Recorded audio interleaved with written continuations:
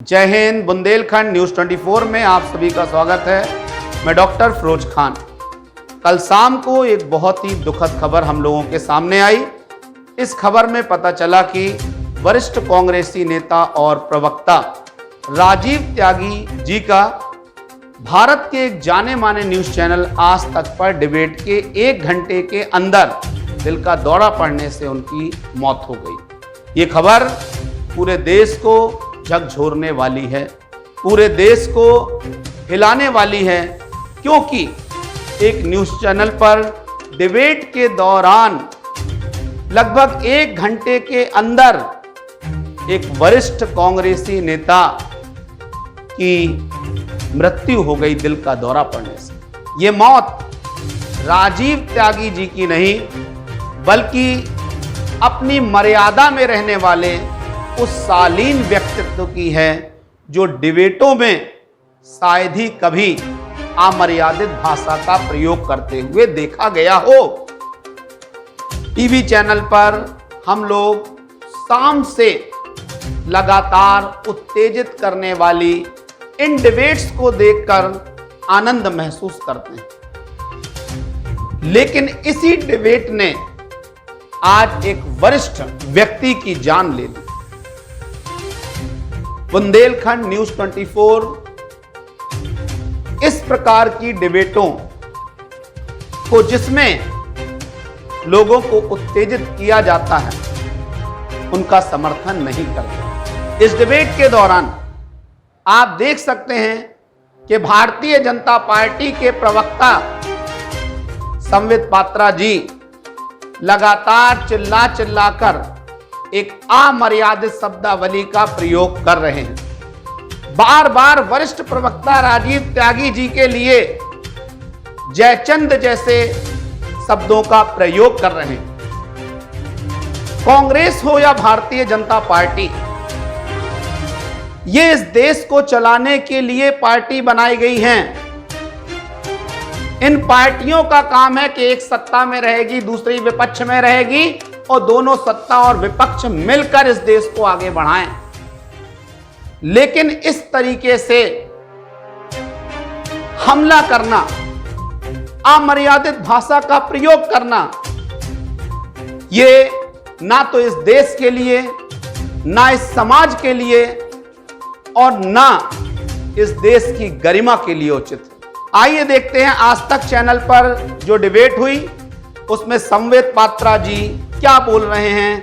हमारे घर के जयचंदों ने हमारे घर को लूटा है। अरे नाम लेने में शर्म कर रहे हैं, वो घर जला रहे हैं और यहां जयचंद नाम तक नहीं ले पा रहे हैं। अरे टीका लगाने से कोई सच्चा हिंदू नहीं बन जाता है। टीका लगाना है ना तो दिल में लगा टीका, दिल में लगा टीका। आपने देखा इस बहस के दौरान संबित पात्रा जी लगातार किस तरीके से उत्तेजित आवाज से लगातार राजीव त्यागी जी पर प्रहार कर रहे हैं। कभी जयचंद शब्द का प्रयोग कर रहे हैं, कभी अपशब्दावली का प्रयोग कर रहे हैं। और हम लोग एक बात और देख रहे हैं, आज तक चैनल पर बैठे हुए एंकर इतने शालीन भाव से उन्हें ऐसा करने से मना कर रहे हैं कि उनकी शालीनता ये दिखा रही है कि वो उन्हें मना कर रहे हैं या दबी जबान में ऐसा बोलने के लिए उनका समर्थन कर रहे हैं। अगर प्रवक्ता ने, संबित पात्रा जी ने कुछ भी गलत बोला था या गलत बोल रहे थे, तो उस समय पर एंकर महोदय का यह फर्ज था कि प्रबलता से उन्हें रोका जाता। लेकिन आज हम लोग बात सिर्फ इसलिए इस घटना पर कर रहे हैं क्योंकि एक व्यक्ति की इस पर मौत हो गई है, जबकि हम लोग तो प्रतिदिन ऐसी ही डिबेट, उत्तेजित करने वाली डिबेट हर शाम से रात में 9 बजे तक अक्सर देखा करते हैं। इस घटना के लिए मैं दोष सिर्फ एक न्यूज़ चैनल के लिए नहीं, सिर्फ एक पार्टी विशेष को नहीं, बल्कि मैं बताना चाहता हूं कि प्रतिदिन प्राइम टाइम के समय से हर न्यूज चैनल की लगभग यही स्थिति है। कुछ न्यूज चैनलों को छोड़ दिया जाए तो हमारे यहां के न्यूज चैनल पर जो एंकर हैं वो इस तरीके के उत्तेजित मुद्दों पर डिबेट कराते हैं जिससे कि भारत के आम जनमानस के बीच में धर्म और जाति की खाइयां खुद रही हैं। लोगों के बीच में आपसी नफरतें बढ़ रही हैं। मीडिया का काम सौहार्द बनाना होना चाहिए था।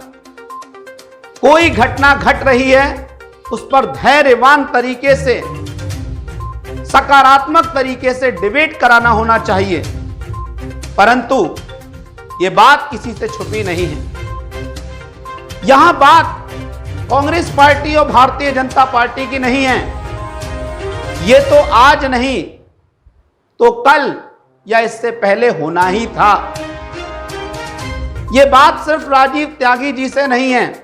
ऐसा भी हो सकता है कल किसी और पार्टी के नेता को या व्यक्ति को इस तरीके से दौरा पड़ने से उसकी मृत्यु हो जाए, क्योंकि जिस तरीके के उत्तेजित शब्दावली हमारे देश के टीवी चैनलों पर इस समय पर जिस तरीके का माहौल बनाया जा रहा, मैं बात कर रहा हूं खास तौर पर न्यूज चैनलों की।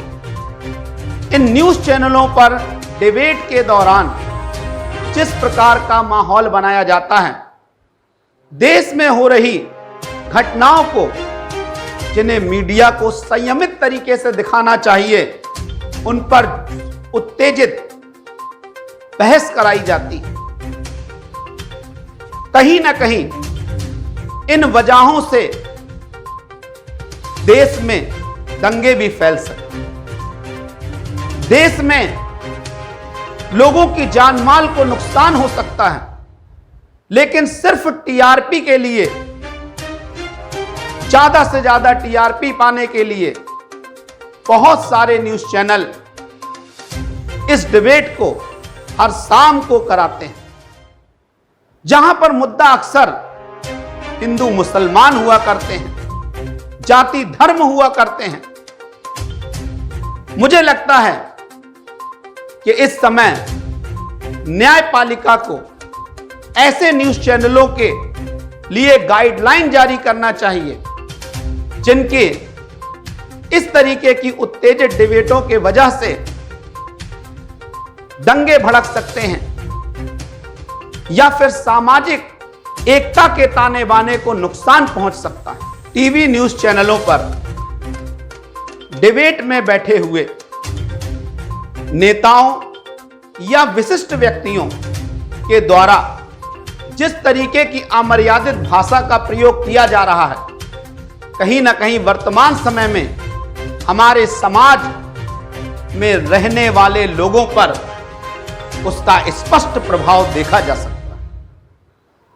इन्हीं के बयानबाजियों के वजह से लोगों के अंदर नफरतें पैदा हो रही हैं। मुझे लगता है कि वो वक्त आ गया है जब माननीय सुप्रीम कोर्ट महोदय को इस पर संज्ञान लेना जरूरी है, ताकि जो चैनल पूरे देश की जनता के सामने न्यूज परोस रहे हैं और न्यूज परोसने के साथ साथ उत्तेजित डिबेटें जो लोगों की भावनाओं को भड़का रही हैं, उन पर प्रतिबंध लगना चाहिए। जरा एक बात सोच के देखिए, जब हमारे बच्चे इस प्रकार की डिबेटों को देखेंगे जहां ऐसी गंदी, अभद्र, अमर्यादित शब्दावली का प्रयोग किया जाएगा, तो उनके इस नन्हे से दिमाग में इसका कितना कुत्सित प्रभाव पड़ेगा। हमारी बच्चे जो कि इस देश के भाग्य विधाता हैं, वो क्या सीखेंगे? वो जब अमर्यादा करेंगे, उन्हें कोई समझाएगा तो वो बताएंगे कि अरे भाई, सारे बड़े लोग, सारे विशिष्ट व्यक्ति न्यूज चैनलों पर बैठकर ऐसी ही तो भाषा बोलते हैं, तो मैंने क्या गलत कर दिया? कहीं ना कहीं इस तरीके की अमर्यादित भाषा हमारे देश, समाज और अंत में देखा जाए तो जो पीढ़ी आने वाली है, जो छोटे छोटे बच्चे हैं, जो इस देश का भविष्य हैं, उनके मनोमस्तिष्क पर दुष्प्रभाव छोड़ रही है। वो समय आ चुका है जब टीवी चैनलों को भी इस बात पर चर्चा करनी चाहिए, इस बात पर सोचना चाहिए कि सिर्फ टीआरपी पाने के लिए आप इस देश को गलत रास्ते पर नहीं ले जा सकते। आपकी टीआरपी की वजह से हजारों लाखों लोगों की जान खतरे में पड़ सकती है। आप ऐसा नहीं कर सकते हैं। हमारे मेन स्ट्रीम मीडिया को इस बात पर ध्यान देना ही होगा। हजारों लाखों लोगों की जिंदगी खतरे में वो नहीं डाल सकते हैं। उन्हें विचार करना पड़ेगा। ये टीआरपी का जो खेल है, इसे रोकना पड़ेगा। आप कार्यक्रम कराइए, आप डिबेट कराइए, लेकिन एक सकारात्मक डिबेट कराइए।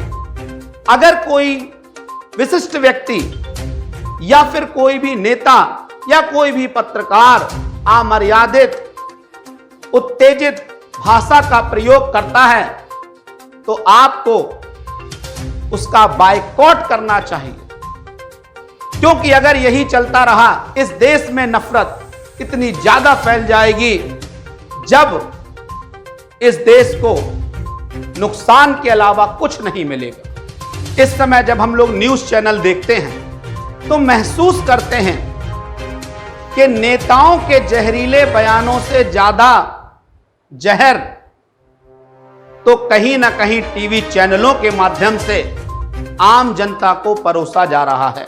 मुझे लगता है कि ऐसा करने से इस देश में संप्रदायों और जातियों के बीच में एक बड़ी खाई पैदा की जा रही है। मेरा निवेदन है सभी चैनलों से, जो कि मेन स्ट्रीम मीडिया में काम कर रहे हैं, सभी एंकर महोदयों से, कि इस प्रकार की उत्तेजना फैलाने वाली, नफरत भरी, जहरीले बोल वाली डिबेटों को कराना बंद करें, वरना यह देश आपको कभी माफ नहीं करेगा। आपकी इन डिबेटों की वजह से ही आज हिंदू, मुस्लिम, सिख, ईसाई जो आपस में मिलकर रहा करते थे इस देश में, पिछले कुछ वर्षों में आप लोगों के द्वारा चलाई जा रही इन डिबेटों के कारण से उनके बीच में एक बड़ी खाई पैदा हो चुकी है, जो कि इस देश में सांप्रदायिक माहौल बना रही है, जो कि इस देश के सौहार्द को, एकता को नष्ट करने का काम कर रही है। और आपको लाभ सिर्फ टीआरपी का मिल रहा है। आपकी टीआरपी के वजह से भारत देश को नुकसान हो रहा है। और राजीव त्यागी जी की मौत के साथ ही इस समय पर ट्विटर युद्ध भी शुरू हो चुका है।